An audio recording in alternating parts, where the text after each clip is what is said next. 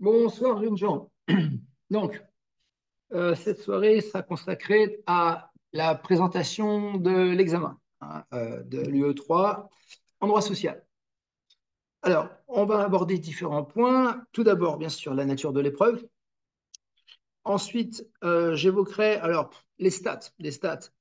Euh, En gros, j'ai fait une petite rétrospective. J'ai regardé les différents thèmes qui étaient tombés ces 5 dernières années, ce qui permet d'avoir une idée relativement fiable sur ce qui serait susceptible de tomber. Troisième point, je vous donnerai deux, trois conseils pratiques pour l'examen lui-même. Ensuite, pronostic. Bon, on verra ce qu'on peut tirer euh, comme pronostic à partir des statistiques que j'aurais évoquées. Puis, vous pourrez me poser des questions sur l'examen, j'y répondrai. Et je ferai une conclusion là-dessus. Alors, si on commence par la nature de l'épreuve.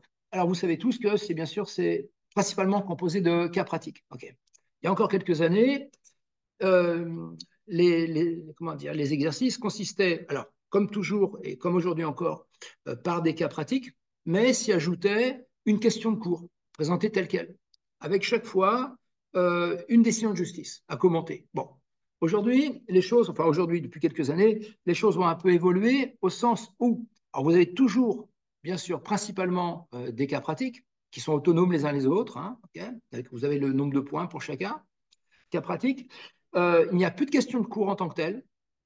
Il n'y a plus de questions de cours, mais vous avez toujours, et à la limite plus qu'avant, des annexes au cas pratique. Alors, ces annexes vont principalement vous servir à y puiser des informations qui correspondront à la réponse aux questions posées dans le cas pratique. Hein. Traditionnellement, dans le cas pratique, il sera écrit en vous aidant de l'annexe ci-jointe, est-ce que patati patata. OK. Alors, c'est assez simple, somme toute. Il suffit d'aller dans l'annexe, il faut la lire, bien évidemment, et d'aller chercher dans l'annexe l'information demandée dans la question. Donc, vous voyez, ce n'est pas très compliqué. Il n'y a pas, à ce stade-là, à proprement parler, une analyse juridique à effectuer. OK. Alors, j'ai dit qu'il n'y avait plus de cours, plus de questions de cours en tant que telles. C'est exact. Mais parfois, certaines questions sont des questions de pur cours. C'est-à-dire qu'on vous balance un énoncé, un sujet, et on vous précise, on dit, sans respecter la procédure classique, hein, c'est-à-dire, j'y reviendrai tout à l'heure, rappel de la règle de droit, application, donc en répondant directement à la question, quelle est telle chose? Et là, en général, la réponse consiste purement et simplement en une question de cours. Donc, vous faites CTRL-C, CTRL-V, vous balancez votre cours. Donc, ça veut dire que ce genre de question ne correspond pas à un problème juridique à résoudre. C'est simplement un contrôle des connaissances. Okay. Euh, donc, que des cas pratiques qui peuvent tomber sur à peu près tous les sujets que vous avez dans le programme. Okay. C'est pour ça que je ne conseillerais pas de faire des impasses. Bon, certes, certaines choses sont moins susceptibles de tomber à l'examen que d'autres, mais la prudence commande quand même de ne pas faire ce genre de blague. Euh, Par ailleurs, l'épreuve, vous savez, alors la durée de l'épreuve reste inchangée. La difficulté, j'y reviendrai, aujourd'hui, une difficulté un peu nouvelle, c'est que le nombre de questions qui sont posées au total reste le même, mais j'ai remarqué que ces dernières années, il y avait de plus en plus d'annexes qui étaient jointes au sujet.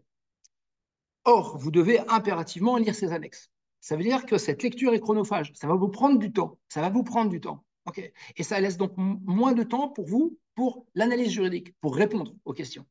Donc, déjà, vite fait un conseil, gérez bien votre temps. Donc, quant à l'opportunité ou pas de faire un brouillon, ça, je vous laisse le soin d'y réfléchir, mais sachez que le temps est compté. D'accord, hein. euh, Alors, ça, c'est pour la nature de l'épreuve elle-même, donc des cas pratiques. Okay. Concernant la méthode elle-même. Alors, la méthode, vous la connaissez, elle est très simple. Traditionnellement, premier temps, vous rappelez la règle de droit applicable au thème qui vous est soumis dans l'examen. Okay. Si c'est, je sais pas, une période d'essai de CDD, vous balancez le cours sur la période d'essai des CDD. Okay. Ça, c'est vraiment, vous recrachez votre cours. Okay. Hein. En prenant grand soin d'utiliser les mots-clés. Vous savez que dans votre cours, vous avez des mots-clés. Dans les manuels, souvent, ces mots-clés sont surlignés en gras. Okay. C'est ce que l'examinateur veut le voir, car vous le savez, quand vous êtes correcteur à l'examen, on a un corrigé type. Okay. On a dans la colonne, dans la partie gauche de ce corrigé type, les mots gras, les mots-clés en gras, et dans la marge, le nombre de points qui correspond. Donc, à la limite, il suffit presque de faire la somme des mots-clés, la somme des points qui correspondent. Ce que je veux dire par là, c'est que si vous ne mentionnez pas ces mots-clés, il n'y a pas les points. Donc, même si votre réponse est juridiquement exacte, sans les mots-clés, vous n'aurez pas les points. Donc, il est fondamental de les utiliser. Et à la limite, si vous faites des fiches vous-même de révision, au fin du fin, dans la version ultime de vos révisions, vous pourriez vous contenter, pour chaque chapitre, de faire la liste des mots-clés. Okay, ça, c'est vraiment le truc qui est incontournable. Okay. Donc, premier point, rappel de la règle de droit. Deuxième point, application. C'est très logique, hein, c'est théorie, application. Okay. Et donc, vous appliquez au cas qui vous est soumis la règle de droit que vous avez énoncée. En fait, vous regardez si, en l'espèce, ça match ou pas. Est-ce que ça correspond ou pas. Okay. Voilà. Alors, bien sûr, n'oubliez pas de conclure. C'est-à-dire, quand vous avez terminé votre analyse, vous pensez à répondre à la question. Parce que des fois, je vois des élèves qui font tout le boulot. Hein. Ils me rappellent avec de droit, nickel, application au cas, et puis ils ne concluent pas. Par exemple, si on vous demande, je ne sais pas, cette clause est-elle licite, ils font tout le boulot, ils vérifient toutes les conditions, mais à la fin, ils ne disent pas, en conséquence, la clause n'est pas licite, ou en conséquence, la clause est licite. N'oubliez pas de conclure. N'oubliez pas de conclure. Okay. Alors, deuxième chose aussi, imaginons que le sujet porte sur justement euh, la validité juridique d'une clause, mettons, une clause non-concurrence. Okay. Vous savez qu'une clause non-concurrence est valable si elle répond à 5 critères. Okay. Dans la règle de droit, vous énoncez ce que sont ces 5 critères en explicitant. Okay. Puis ensuite, vous vérifiez critère par critère si chacune des 5 conditions est bien réunie dans le cas que vous est soumis. Alors, l'erreur à ne pas faire serait que, par exemple, la première condition ne soit pas satisfaite. Okay. Alors, c'est vrai que si une condition fait défaut, on peut dire que la clause ne s'applique pas. Mais surtout, ne vous arrêtez pas là. Ne vous arrêtez pas là. Dans votre application, vous allez checker toutes les conditions. Toutes. La première, la deuxième, la troisième, etc. Okay. Parce que sinon, on pourrait estimer qu'il n'y a qu'un examen, examen partiel du cas qui vous est soumis. Donc, vous devez faire la chose, il ne faut pas vous arrêter à ça. Il faut faire la chose complètement. Traiter tous les points. Okay. Voilà. Bon, pour la méthode, il n'y a pas tellement plus à dire, hein, si ce n'est qu'il est incontournable chaque fois d'utiliser ces fameux mots-clés. Alors, n'oubliez pas qu'à l'examen, en droit social, je ne sais pas pourquoi, il semble que les correcteurs aient la main, on dirait presque parfois, un peu plus lourde, la main un peu plus lourde que pour d'autres matières. Okay. Ce qui vous oblige, vous, à expliquer de la manière la plus complète possible votre réponse, à l'expliciter, à donner le maximum de détails. Donner le maximum de détails ne signifie pas faire du hors-sujet. Mais sur le thème donné, considérez qu'il n'y a jamais de risque à trop expliquer. Ça n'existe pas, de toute façon, on n'explique jamais trop. À l'inverse, si vous n'expliquez pas assez, vous êtes sûr de vous faire allumer. Okay. Donc des réponses complètes. Et bien évidemment, chaque fois, vous justifiez toujours par des éléments de droit la réponse que vous donnez. Vous ne vous contentez jamais de faire une réponse sèche. Ce n'est pas oui, non, hein, c'est oui parce que, non parce que. Okay. Alors, tout à l'heure, je regarderai les questions. Tac, tac, tac. Ah, on me demande. Alors, je répondrai tout à l'heure aux questions. Hein, je verrai ça après. J'ai une question sur une annexe, mais j'y reviendrai tout à l'heure. Donc, ça, c'est l'épreuve en soi. OK. Ensuite, deuxième point, les stats. Alors, les stats, qu'est-ce que j'entends par stats? Donc, je suis allé, j'ai repris les sujets qui sont tombés ces 5 dernières années et j'ai regardé les thèmes qui étaient soumis aux élèves, la nature des questions. Alors, il y a un peu de tout. Par exemple, donc sur les 5 années, hein, si je prends toutes les questions qui sont tombées, alors à 5 occurrences, il y avait une question sur un cas sur la présentation du personnel et ou la négociation collective. 5 cas. 2 cas, les clauses particulières, 2 fois. 5 cas sont tombés sur tout ce qui est temps de travail, congé, hors sup, machin. 3 cas sur les CDD. 3 cas sur la rupture du contrat de travail, licenciement, rupture conventionnelle ou autre, 4 cas sur la grève, 2 cas sur le règlement intérieur, et 3 cas sur tout ce qui est accident, maladie, indemnisation du salarié pendant l'arrêt de travail. Mais ce n'est pas exhaustif, hein. Il y a eu d'autres cas sur d'autres points, sur la participation, etc. Donc, en clair, tout peut tomber. Tout peut tomber. Okay. Maintenant, les gros thèmes, par exemple, tout ce qui est, je sais pas moi, rupture de contrat de travail, clause particulière, obligations respectives des parties, obligation de l'employeur, obligation du salarié, euh, CDD, CTT, bon, ça, c'est le genre de choses que vous n'allez absolument pas zapper. Parce que ça tombera assez immanquablement sur l'un de ces points, ou sur ces différents points. Okay, voilà, ça, c'est vraiment des best-of, en quelque sorte. Euh, donc, les stats, en gros, tout peut tomber. Okay, alors, des conseils pour l'épreuve. Conseils pour l'épreuve. Alors, juste attendez, avant de passer au conseil, regardez.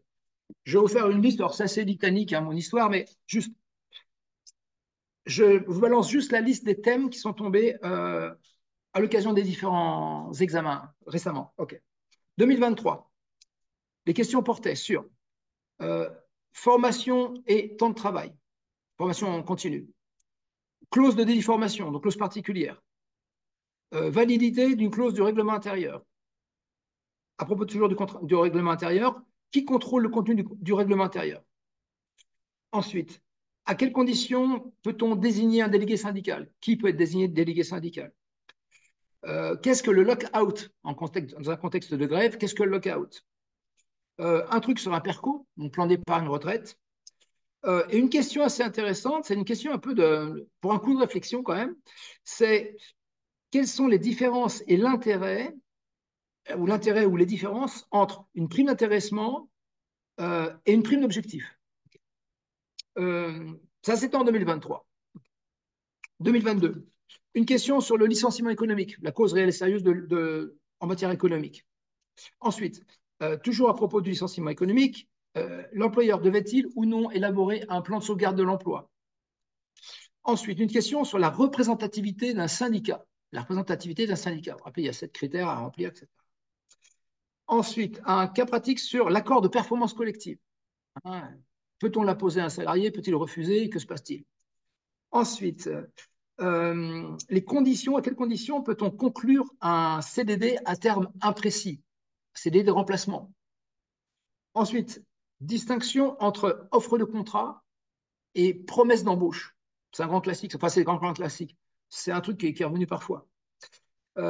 Ensuite, une question sur la procédure de licenciement en cas de faute grave et sur la notion de cause réelle et sérieuse. Vous voyez, pas mal de licenciements. Ça, c'était 2022. 2021, premier thème, renouvellement d'une période d'essai dans un CDI. À quelles conditions la période d'essai d'un CDI peut-elle être renouvelée? 2. Alors là, intéressant, on vous demandait de rédiger une clause de non-concurrence. Donc, vous mettez dans un contexte, on dit voilà, l'entreprise Tartampion a 35 salariés, vous êtes représentant, vous êtes RH, et vous devez rédiger un projet de clause de non-concurrence. Okay. Bon. Là, c'est à vous de.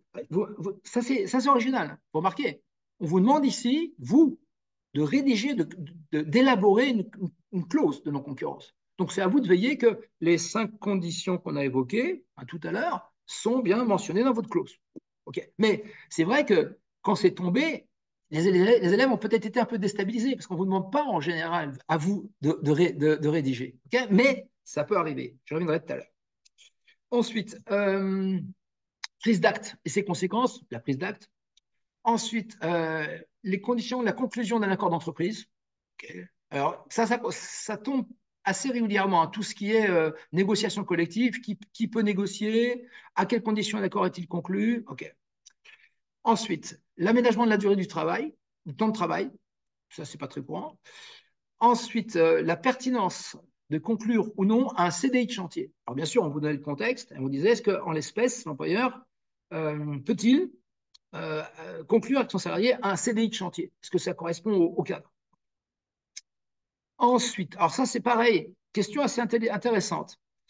Vous deviez comparer un CDI de chantier avec un CDD de projet et un CDI normal, un CDI droit commun. Okay. Donc, quelles sont les spécificités de chacun, les durées maximales, etc. Parce que c'est vrai, CDI de chantier et CDD de projet, c'est assez conceptuellement assez proche, à ces différences près, que le CDD de projet, un, c'est un CDD, et que le CDI de chantier, deux, c'est un CDI. OK. Alors, CDD de projet, c'est le temps de mener à bien un certain projet, okay, sachant que ce CDD ne peut pas excéder 36 mois. 36 mois. OK. En plus, ce type de CDD s'adresse surtout à des salariés très qualifiés, des cadres, des ingénieurs, tout comme ça. Alors que le CDI de chantier, un CDI, va durer le temps du chantier. Donc ça peut durer 15 ans. Hein. S'il faut creuser, je sais pas moi, un canal de Paris à Reims, ça peut durer 15 ans. Hein. C'est un chantier. Et c'est un CDI. Et ça s'applique à toutes sortes de salariés, pas uniquement à des cadres. Okay, voilà. Euh, enfin, il y avait une question intéressante sur la qualification d'un accident. Un salarié la victime d'un accident, alors s'agit-il d'un accident de droit commun, de trajet, de travail, okay, et quelles en sont les conséquences? En clair, quelle sera son indemnisation, hein, les EJSS, pendant la durée de son arrêt de travail? Ça, c'est de 2021. OK. Ensuite, 2020, on ne va pas remonter jusqu'à Mathusalem, hein, mais je vous montre simplement les 5 dernières années, comme ça vous avez une idée. Okay. 2020, l'astreinte. Quelles sont les rémunérations possibles de nos salariés pendant une période d'astreinte, selon quoi vous êtes activé ou pas activé ou en stand-by, etc. Ensuite, toujours pour l'astreinte, quel est le délai de prévenance? En quel délai le salarié doit-il être prévenu lorsqu'il est d'astreinte, lorsqu'il va être d'astreinte? Ensuite, modification de la situation juridique de l'employeur. En gros, ça c'était une histoire où une boîte est rachetée par quelqu'un d'autre et allait s'opérer le transfert automatique des contrats de travail en cours d'exécution à ce moment-là. Okay. Ensuite, la dénonciation d'un usage d'entreprise. C'est cool ça. Okay. Dénonciation d'un usage d'entreprise. Ensuite, un truc sur la maladie professionnelle. Qualifier une maladie, on dit un tel est tombé malade. Dans ce contexte, quelle est la nature de cette maladie, professionnelle ou non professionnelle? Ensuite, un petit cas sur l'obligation de sécurité de l'employeur. Rappelez que l'employeur, parmi ses obligations légales fondamentales, doit donner du travail, rémunérer et garantir la sécurité et la protection des salariés sur le lieu de travail. C'était ça. Ensuite, un petit truc sur la grève, fastoche, hein, savoir si la grève est licite. C'est simple, il faut juste voir s'il répond aux conditions. Hein. Donc, une grève, c'est quoi? Un mouvement collectif. Okay. Deux, un arrêt de travail total. Et trois, en réponse à des revendications professionnelles insatisfaites. Ok, voilà, tout bête. Et toujours dans ce contexte de grève, une question sur les MARD, les modes alternatifs de règlement des différends. Comment mettre fin à une grève? Stoche, hein, conciliation, médiation, arbitrage. Et il y a même, je ne sais pas si c'était là, on vous demandait lequel de ces trois modes est le plus approprié au contexte qu'il y avait dans le cas pratique. C'est pas très compliqué ça. Okay. Et enfin, toujours dans le contexte de la grève, l'employeur est-il en droit de sanctionner un salarié gréviste? Pendant la grève, un salarié fait le con, l'employeur peut-il le licencier? Alors c'était là, licenciement pour faute grave. Okay. Alors la réponse était non, puisque pendant la grève, le contrat de travail est suspendu, donc le lien de subordination aussi, donc le pouvoir disciplinaire de l'employeur aussi, sauf en cas de faute lourde. Or, l'employeur voulait faire un licenciement pour faute grave. Donc, ça n'était pas possible. Okay, voilà. Et enfin, 2019, et je m'arrêterai là. Euh, alors, pertinence de conclure un CDD dans un certain contexte. Hein. Je vous donnais un contexte et la question c'était l'employeur peut-il ici embaucher le salarié en CDD? Ensuite, que se passe-t-il lorsque la collaboration entre employeur et salarié se continue au-delà du terme du CDD? Évidemment, ça devient un CDI. Voilà. Ensuite, vous aviez quoi? Ah oui, un exercice pour savoir quelle période de temps donne droit à des congés payés. Okay. Arrêt de travail, vous êtes au boulot, vous êtes en formation professionnelle, vous êtes en grève. Okay. Lesquelles de ces périodes génèrent du droit à congés payés, lesquelles n'en génèrent pas. Okay. Vous aviez ensuite l'indemnisation d'un salarié victime d'un accident de droit commun. Okay.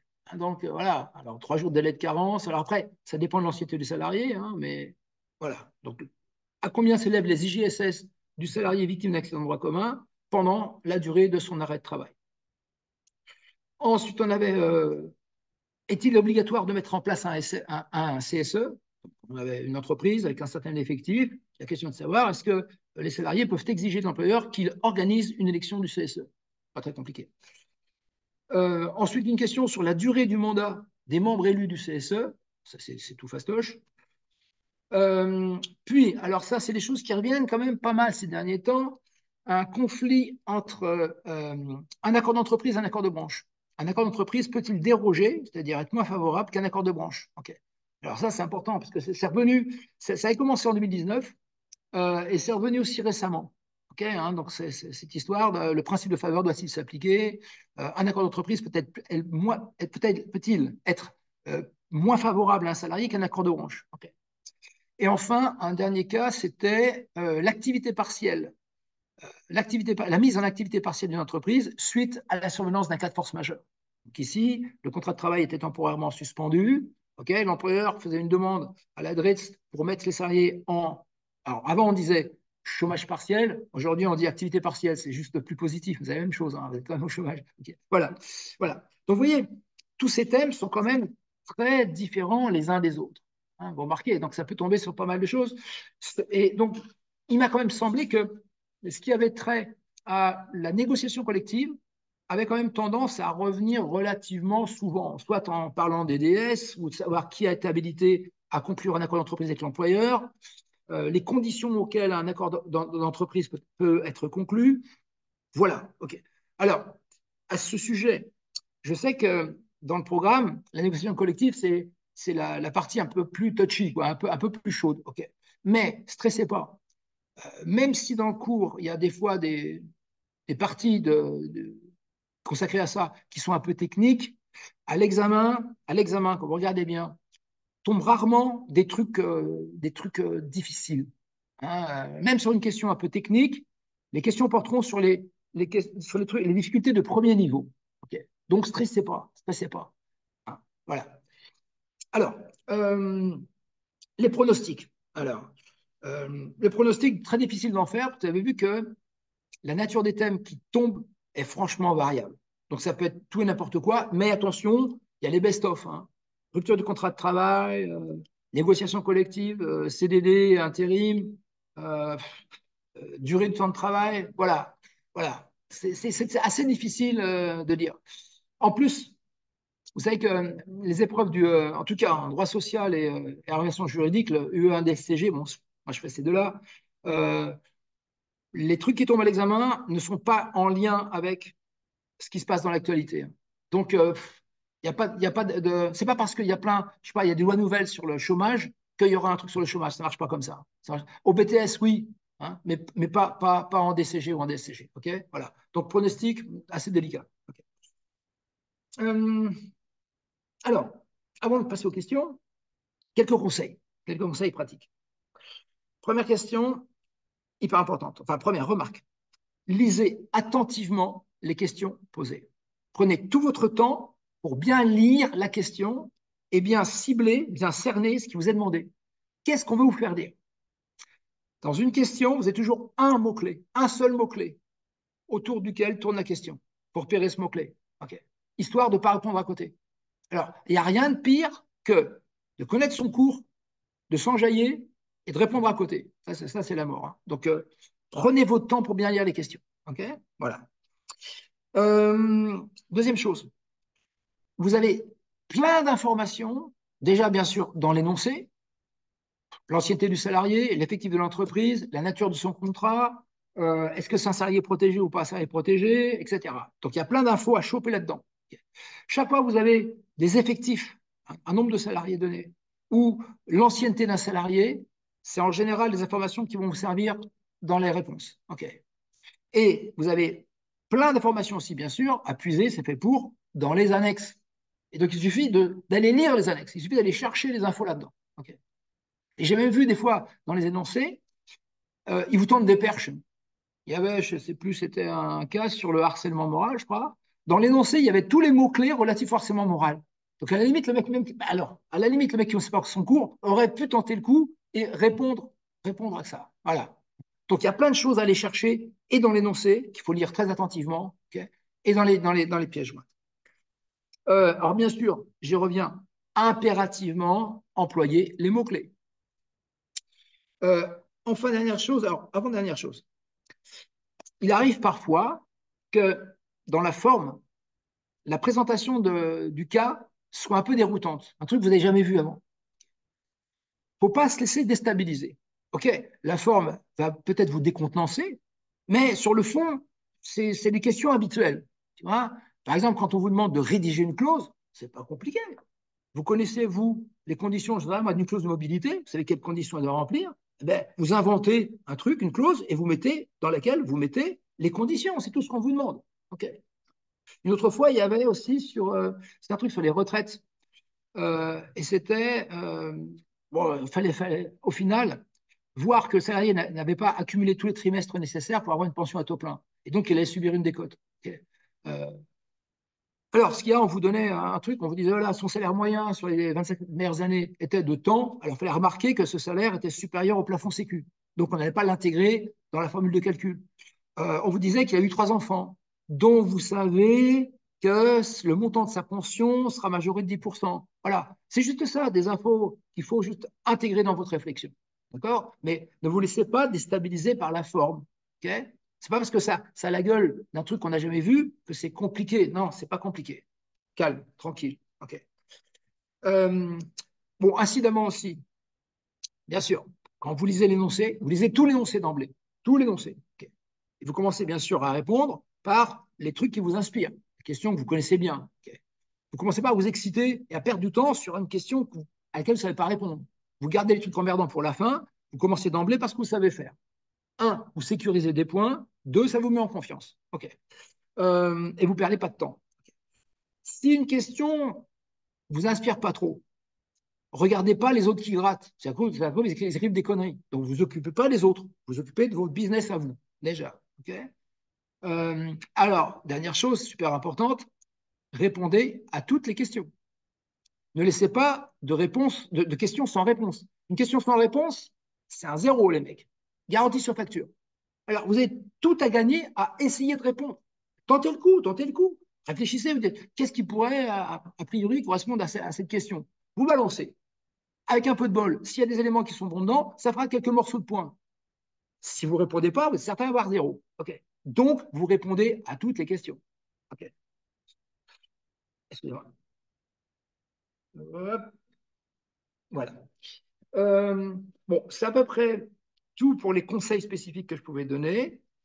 Maintenant, je vais répondre aux questions qui me sont posées. Alors, Chapeau de paille 37 me demande, lorsque l'annexe concerne une cour de cassation, c'est toujours très difficile à comprendre les mots utilisés. Avez-vous des conseils pour remédier à ce problème? euh,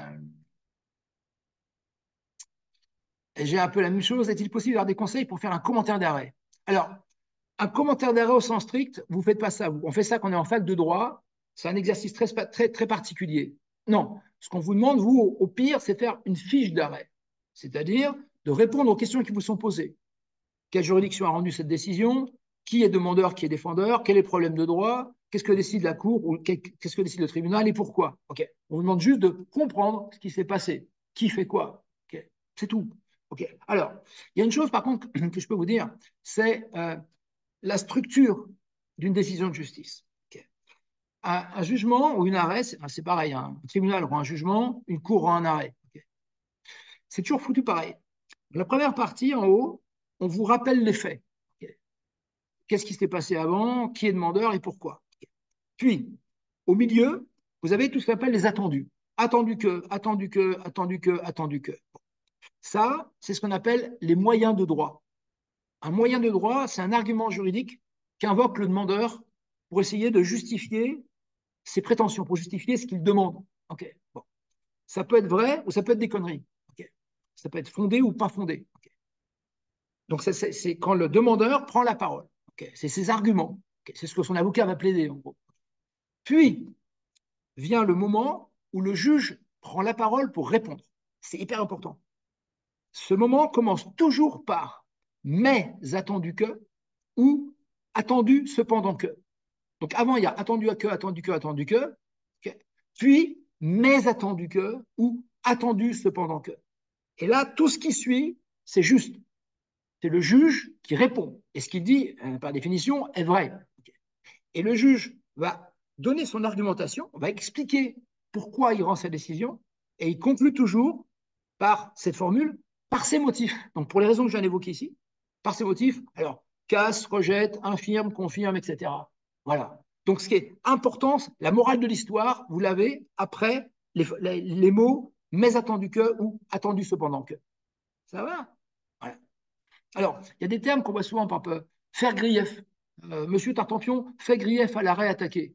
Faire grief, ça veut juste dire reprocher. Un grief, c'est un reproche. Ok. En anglais, grief, c'est du chagrin. Bon, c'est pas du chagrin. Euh, Faire grief, c'est-à-dire que, par exemple, celui qui a formé un pourvoi en cassation, a priori, s'est pris une raclée en appel. Donc, il n'est pas jouasse. Donc, il conteste l'arrêt d'appel. Donc, vous verrez, le demandeur au pourvoi fait grief à l'arrêt d'appel de l'avoir têche, de l'avoir viré. Ok. Bon. Et bien sûr, le gars se plaint, il dira je pense il balance ses moyens, puis ensuite la Cour de cassation lui répondra.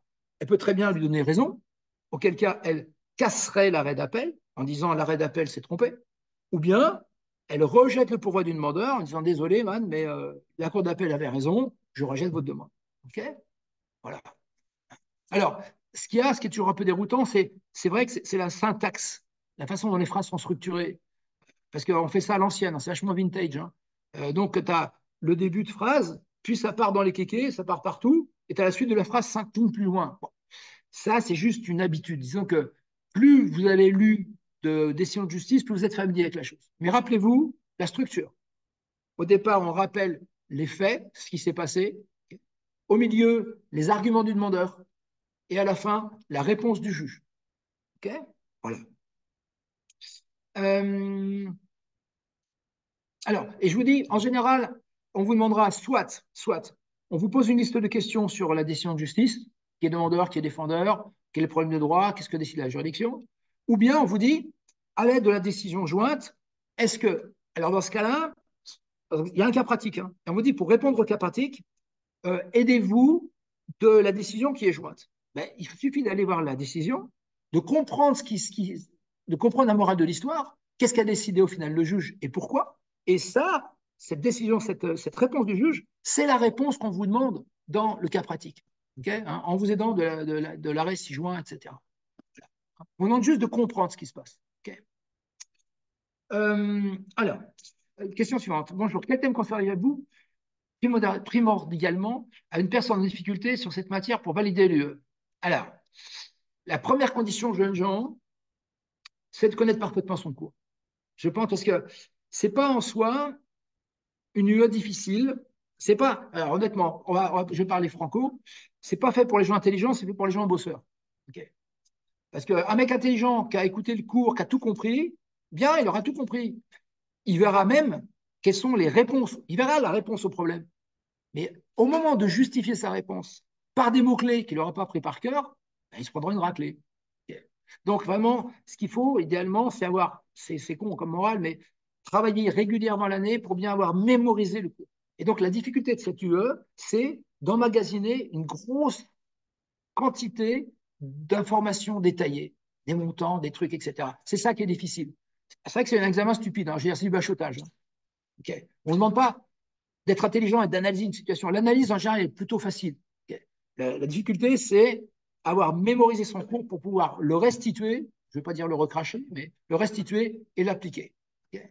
Alors, il y a différentes façons d'apprendre et de réviser, chacun fait un peu ça à sa main, mais un truc qui marche pas mal, c'est quand même les fiches, hein, je pense. Hein, parce que rien le fait que rédiger des fiches, en rédigeant, ça vous oblige déjà à mémoriser. Sans vous rendre compte, vous allez déjà commencer à mémoriser. Et après, c'est le fait de lire 1000 fois cette fiche, enfin 1000, j'exagère, de lire plusieurs fois une même fiche qui va faire que ça imprime. C'est ce que les Anglais appellent du drill. Du drill, c'est quand vous répétez un exercice. Hein, en sport ou n'importe quoi, je sais pas moi, tennis, hein, vous faites 1000 revers de tennis, à la fin, votre revers, il est bon. Vous faites du karaté, vous faites 1000 tsuki, à la fin, votre coup de poing, il est bon. Ok, ben, c'est pareil. Là, c'est pareil. Vous lisez 1000 fois la même chose, à la fin, elle va rester durablement dans votre esprit. Ok, voilà. Euh, bon, sinon, vous pouvez aussi, bon, je pourrais dire la prière, hein, mais bon, la prière, c'est beaucoup plus aléatoire. Et la chance. Mais bon, moi, je ne compterais pas trop sur la chance quand même. Alors, ensuite, ah, je t'en prie, ok, ok. Oui, oui, c'est simple, tu sais. Je réponds à Ryan. c'est tout con. La structure d'un arrêt, honnêtement, c'est des choses faciles à expliquer. La présentation des faits, qui est demandeur, qu'est-ce qui s'est passé avant, les arguments du gars qui se plaint et la réponse du juge. C'est vrai, c'est vrai, c'est vrai. C'est vrai. La difficulté, je te dis, c'est des fois la syntaxe, parce que les phrases, elles sont bizarres, branlées bizarrement. Tu vois, à l'école, on dit sujet, verbe, complément, et là, le mec, ils te foutent ça dans le désordre. Hein. Voilà. OK. Mais voilà, la seule difficulté, c'est la syntaxe. Sur le fond, honnêtement, c'est pas sorcier. Et en plus, vous savez une chose, ce qu'on vous donne en annexe, c'est une décision de justice, mais c'est un MP3, hein, c'est une version simplifiée, parce que la vraie décision de justice, ça faisait 10, 15, 20 pages. Hein. Donc vous avez un best-of, hein, d'une certaine façon. Okay, voilà. Ensuite, Clémence. Pensez-vous que le problème de droit doit être clairement écrit pour ensuite développer la majeure et la mineure? Alors, majeure, j'imagine que c'est le rappel de règles de droit, et la mineure, avant l'application. Oh là, voilà, voilà. Moi, je ferais plus simple. C'est Clémence. Hein, alors, reformuler la question, à l'examen, il n'y a pas de point pour ça. Par contre, si ça peut vous aider, vous, à recentrer votre réflexion, à cibler votre réflexion, faites-le. Il n'y a pas de problème. Vous pouvez le faire. Ce n'est pas exigé un examen. Mais si ça peut vous aider, faites-le. N'hésitez pas. Oui, absolument. Vous reformulez la question. Ouais. Mais ce n'est pas une nécessité. Mais si ça peut vous aider, n'hésitez pas. Voilà. Surtout, ce qu'il vous faut, c'est vous justifier la réponse que vous donnez en utilisant les fameux mots-clés. Okay, donc, voir ce qu'est la bonne réponse et l'expliciter avec les mots-clés. Hein, au final, c'est pas sorcier. Quoi. Alors, quel est le taux d'IGSS en cas d'accident de trajet, accident de rail? Ah, c'est fastoche, ça. C'est fastoche, les mecs. Ça, j'aurais pu vous filer ça. Enfin, bon, si je donne ça, quand on fait des révisions avec PitchBet, c'est le truc que je donne. Par exemple, euh, voilà, vous avez deux familles d'accidents de maladie. C'est simple. Vous avez les accidents de maladie qui sont en lien avec le boulot et ceux qui n'ont pas de lien avec le boulot. OK. En lien avec le boulot, vous avez quoi? L'accident de trajet, en allant ou en revenant du boulot. L'accident de travail, qui survient pendant le boulot, pendant le temps où vous êtes sous la subordination juridique de l'employeur. Et vous avez la maladie professionnelle. La maladie que vous contractez à l'occasion du travail, qui est causée par le travail. OK. Avec le boulot. Et à côté, vous avez les maladies d'accident qui n'ont pas de lien avec le boulot. Okay. C'est-à-dire ce qu'on appelle l'accident de droit commun. Accident de droit commun, c'est un accident normal. C'est celui qui survient dont vous êtes victime en dehors du temps de travail. Okay. Et vous avez la maladie non professionnelle, c'est la maladie qui n'est pas causée par le boulot que vous exercez. Okay. Alors, l'idée, c'est que chaque fois, c'est que quand ça a un lien avec le boulot, vous serez mieux indemnisé, mieux protégé, etc., que quand ça n'a pas de lien avec le boulot. OK. Alors, attendez, je réfléchis à un truc. Est-ce que je peux faire un partage d'écran, Michael? Est-ce que je peux faire un partage d'écran? OK, parfait. Alors, regardez, jeunes gens, je vais vous montrer un truc. Hum, Je reviens là. Je réfléchis. Hein. Ouais, attends, je vais essayer ça comme ça. Non, donc il faut que je l'ouvre. Attends, je réfléchis bien. OK, OK. Voilà. Attendez, pour une seconde. Euh,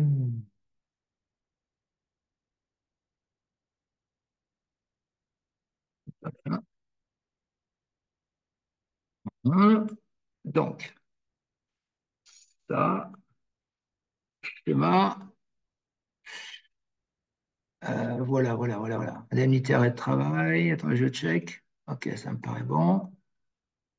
OK, regardez. Regardez, attends, je regarde celui-là, la gueule qu'il a. Je l'ouvre. OK, alors, regardez, je joue. Pof, partage d'écran, j'ai dit. Qu'est-ce que c'est? Attendez, je ne le vois pas. Le blanc.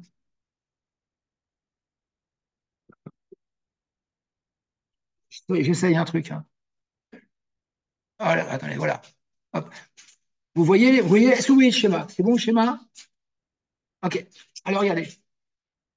J'ai divisé mon tableau en deux parties. Ça, c'est la partie du haut. Ça, c'est un trait de séparation. Ça, c'est la partie du bas. OK. Ici, vous avez tout ce qui est en lien avec le boulot. Maladie professionnelle, accident de travail, accident de trajet. OK. Alors, ça, c'est la durée de l'arrêt de travail. La durée de l'arrêt de travail que le médecin, que votre médecin de ville vous a donné. OK. Alors, c'est très simple. Le jour même de l'accident, le jour de l'accident, si c'est un accident de trajet ou de travail, ce jour-là est entièrement payé. Par exemple, si vous avez un accident dans le métro en allant au boulot ou en en revenant, eh bien, votre journée de travail sera payée. Alors, c'est pour ça qu'il vaut mieux avoir l'accident en allant, parce qu'au moins vous êtes payé à rien foutre. Parce que si vous avez l'accident le soir en revenant, c'est con, vous avez bossé. Bon, ce qui se passe, c'est que dès le lendemain, dès le premier jour d'arrêt de travail, sans délai de carence, ce qu'il faut préciser, vous percevez 60% de votre salaire pendant 28 jours. 4 semaines, parce que ça tombe du lundi au dimanche. Hein. Pendant 28 jours, vous percevez 28% de votre salaire, pardon, 60% de votre salaire. Puis, si vous êtes encore en arrêt de travail au-delà des 28 jours, toute la période d'arrêt de travail qui dépasse, c'est-à-dire 29e jour, etc., et jusqu'au... Oui, Michael. Oui. Attendez. Excusez-moi.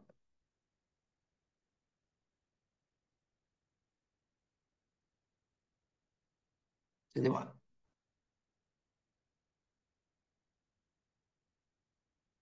Michael. Oui. Ah, je croyais que je l'avais fait. Alors, attendez, je vais réessayer. Réessayer.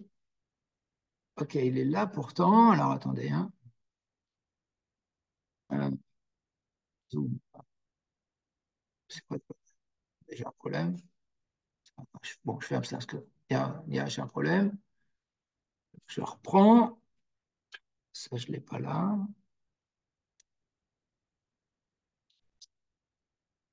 Bon, ça, non. Voilà. Euh, ouais.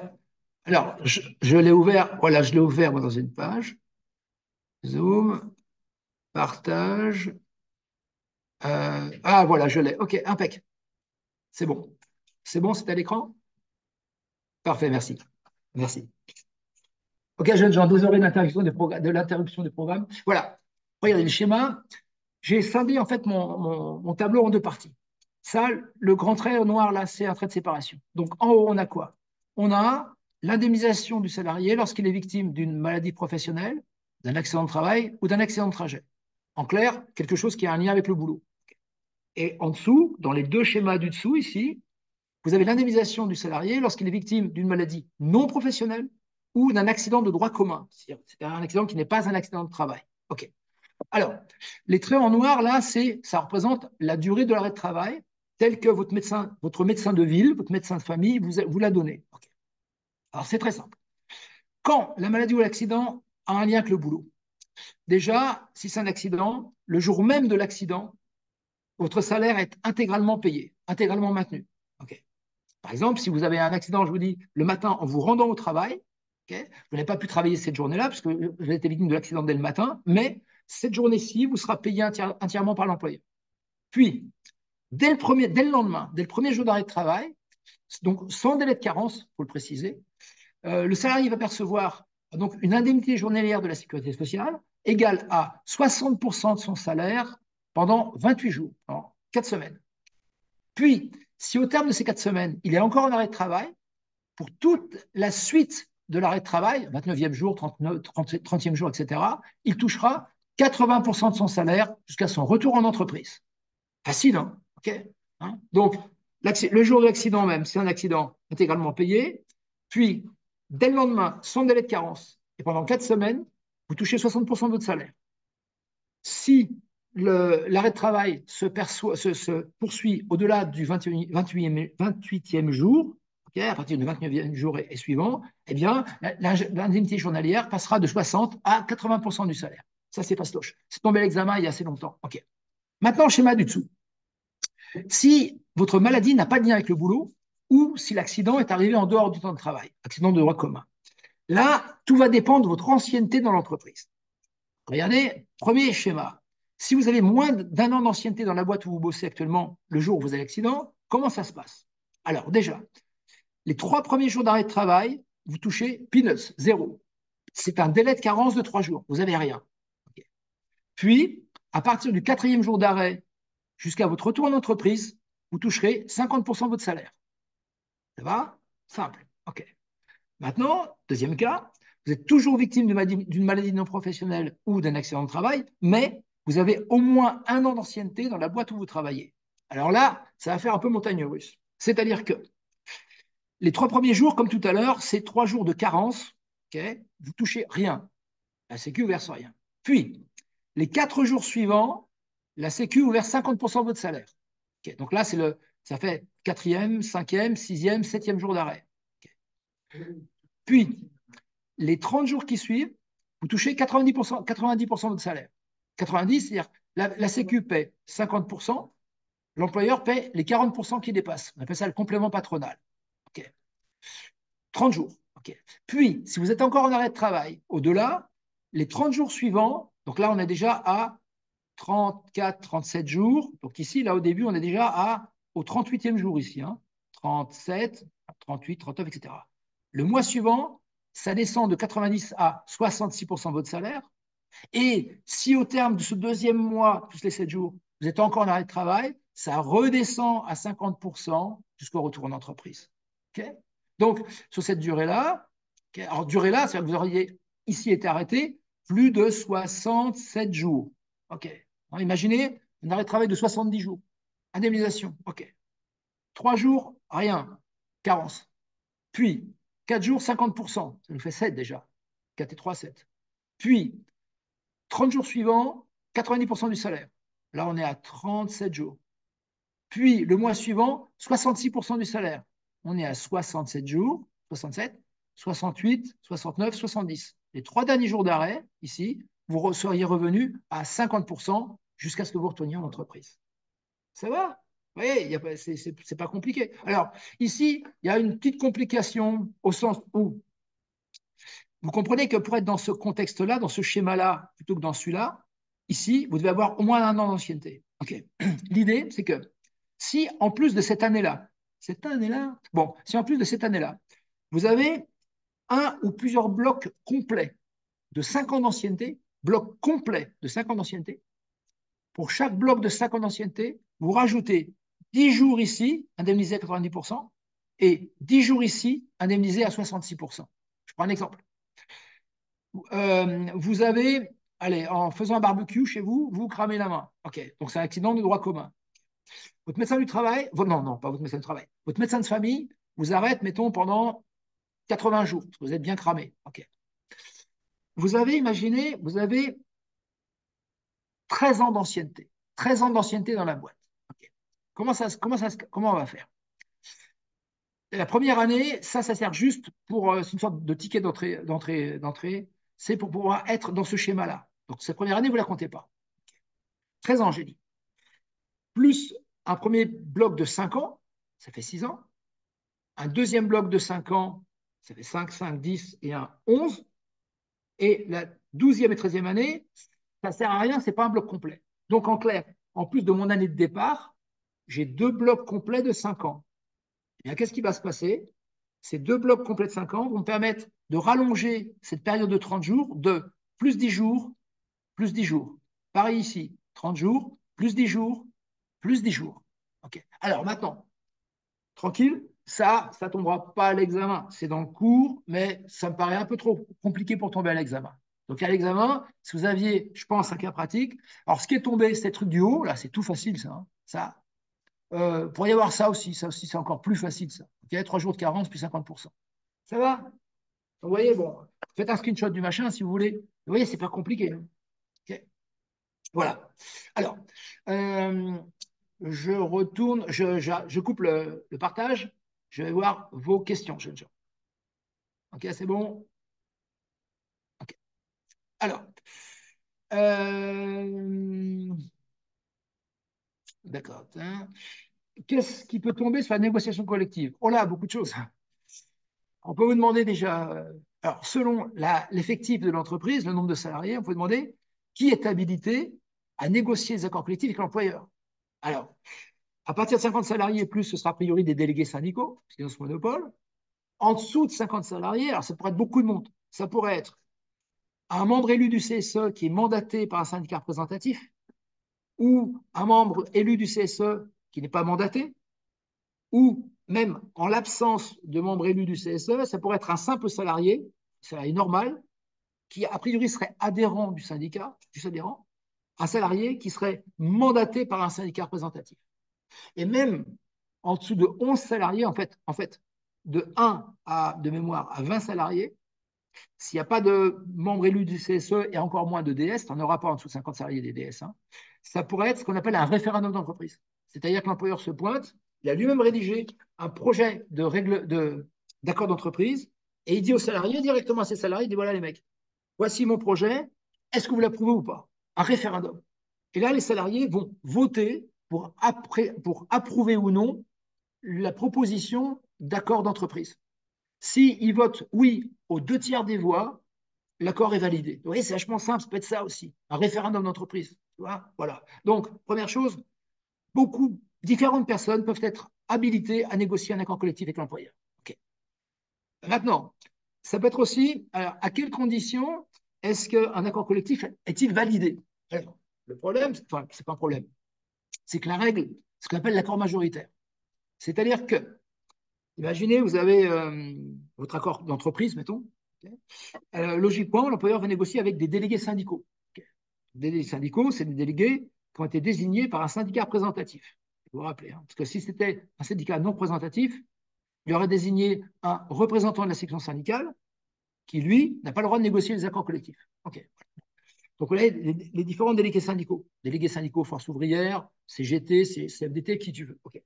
L'idée, c'est que pour que cet accord soit conclu d'emblée, c'est-à-dire dès le premier coup, il faut que le ou les délégués qui signent l'accord, qui acceptent de signer l'accord, aient obtenu au total plus de 50% des voix à l'occasion de la dernière élection du CSE à laquelle ils ont présenté des candidats. Alors, je sais que c'est un peu le bordel parce qu'ici, on va mélanger l'élection des représentants du personnel du CSE avec la conclusion d'un accord d'entreprise. Ces 2 trucs n'ont rien à voir. C'est pour ça que c'est un peu déroutant. OK. Alors, si vous vous rappelez bien, je suis obligé de parler de ça. Lors de l'élection des membres élus du CSE, au premier tour, donc, comment ça se passe? Les salariés d'entreprise vont voter pour certains d'entre eux qui vont se porter candidats. Okay.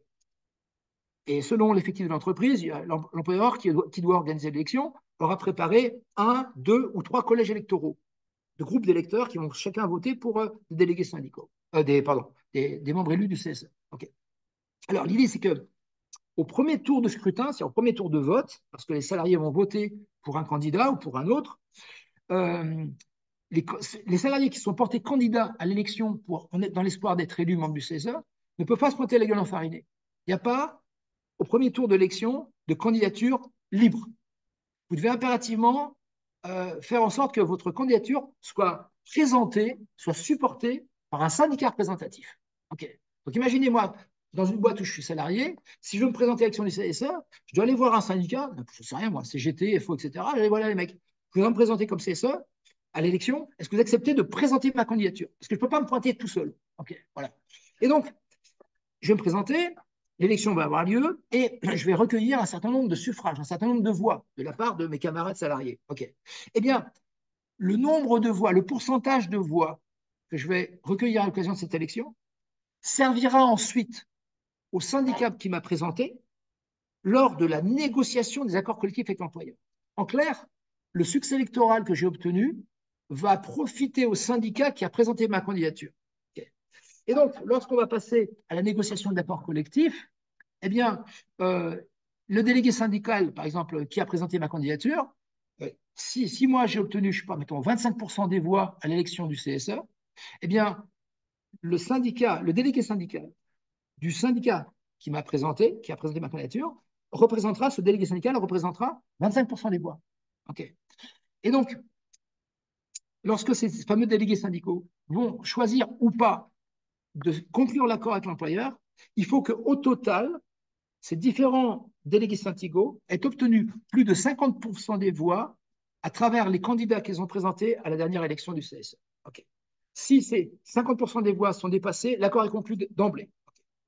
S'il ne l'est pas, c'est-à-dire que si ces 50% des voix au total ne sont pas dépassées, mais que ceux qui ont signé ont quand même obtenu au total plus de 30% des voix, représentent quand même plus de 30% des voix.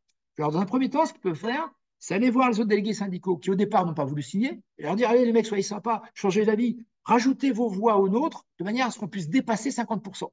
Ce serait une sorte de façon, au rattrapage, de conclure l'accord. Okay. Si les mecs disent, non, non, on ne change pas d'avis, euh, on ne change pas d'avis. Qu'est-ce que peuvent faire alors ceux qui ont accepté de signer et qui, au total, ont dépassé 30%? Ils vont voir l'employeur et dire, voilà, employeur, on vous demande un truc, dans les 2 mois qui suivent, organisez un référendum d'entreprise. En clair, demandez aux salariés de notre boîte de voter pour approuver ou pas l'accord collectif qu'on est en train de négocier. Et là, si les salariés votent, alors attention, la majorité ici sera de 50% des voix, hein, si les salariés approuvent le projet d'accord collectif à une majorité d'au moins 50%, alors l'accord sera enfin validé. Alors, vous voyez qu'on peut conclure un accord à 3 étapes. Dès le départ, si ceux qui signent ont dépassé 50%, au rattrapage, entre guillemets, si les non signés, ceux qui n'ont pas signé acceptent de changer d'avis et de rajouter leur voix à ceux qui ont signé pour dépasser 50%, que j'appelle le rattrapage, ou enfin, sinon, demander à l'employeur d'organiser un référendum d'entreprise pour valider l'accord qui, pour l'instant, n'a été signé que par les délégués syndicaux qui représentaient plus de 30% des voix.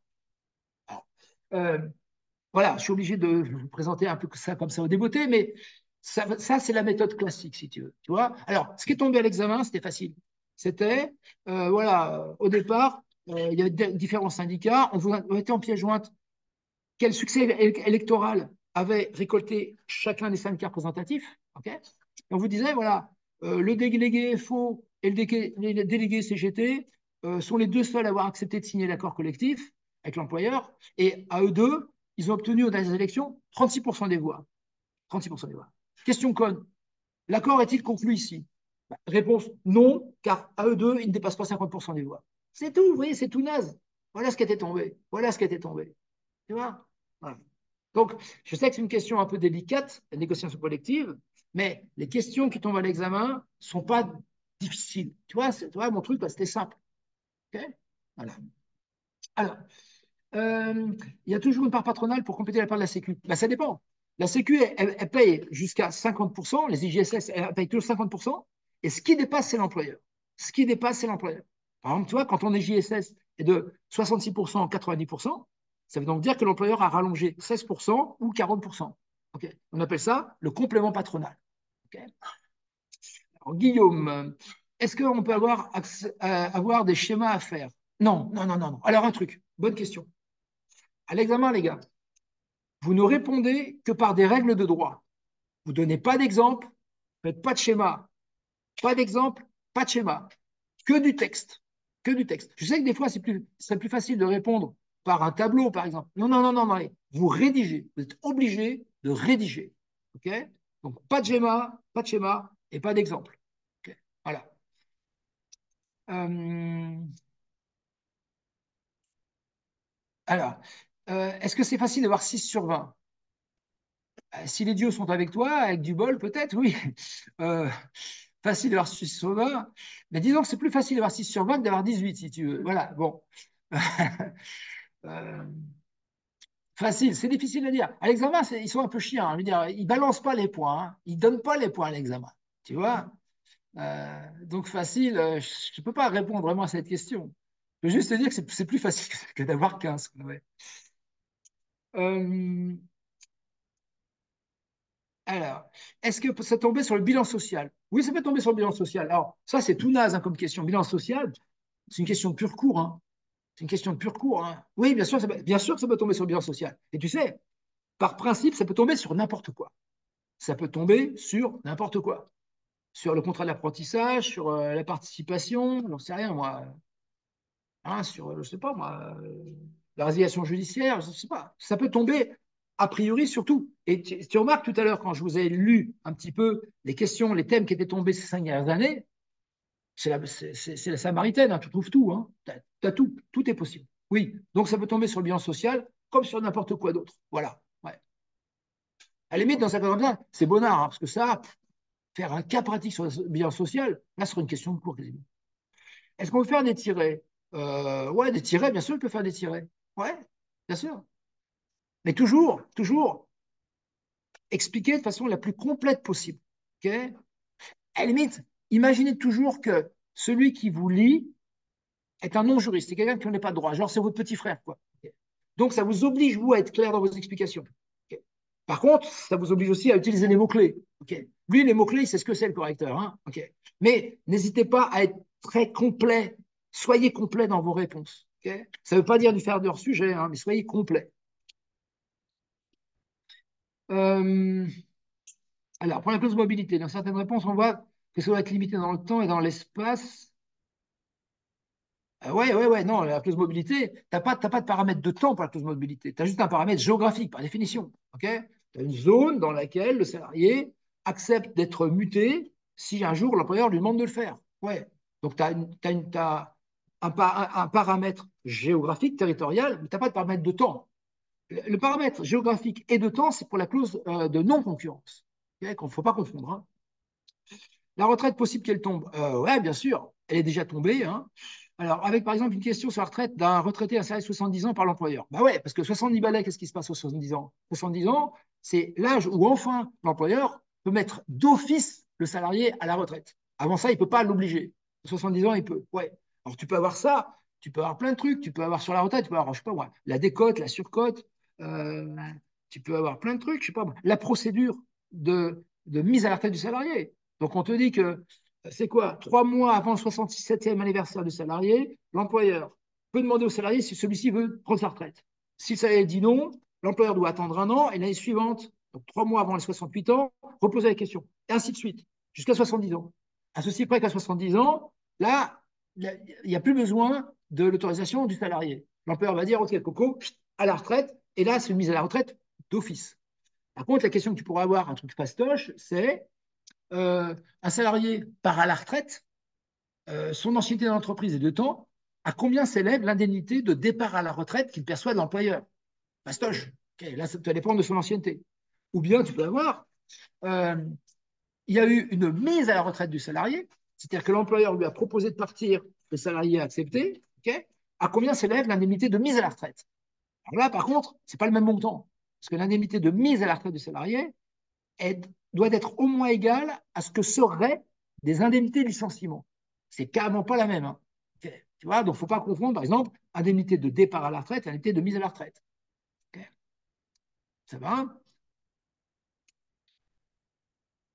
Alors, un truc pour les clauses aussi, pour ne pas psychoter dans les clauses, pour chaque clause, vous mettez la liste des conditions. Pour chaque clause, on a une petite fiche. Hein. Tac, tac, tac. Okay. Voilà, c'est simple, comme ça, vous n'allez pas vous planter. Euh, D'autres questions, jeunes gens? Ça va? Dites-moi.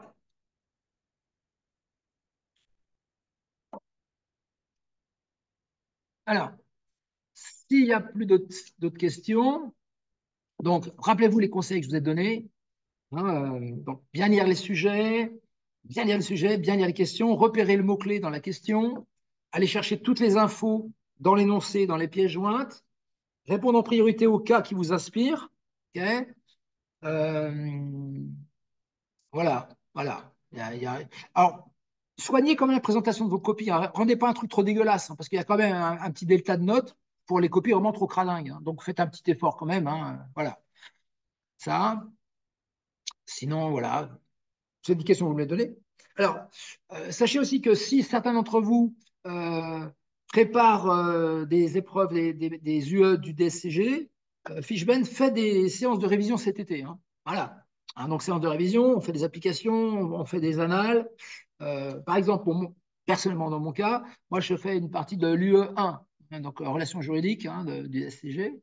Voilà. Et puis, bon, pendant l'année, comme maintenant, le droit social. Okay. Voilà. Donc, ça peut être une bonne aide hein, pour préparer l'examen. Okay. Euh, voilà, je pense que c'est à peu près tout. Pas d'autres questions, jeunes gens?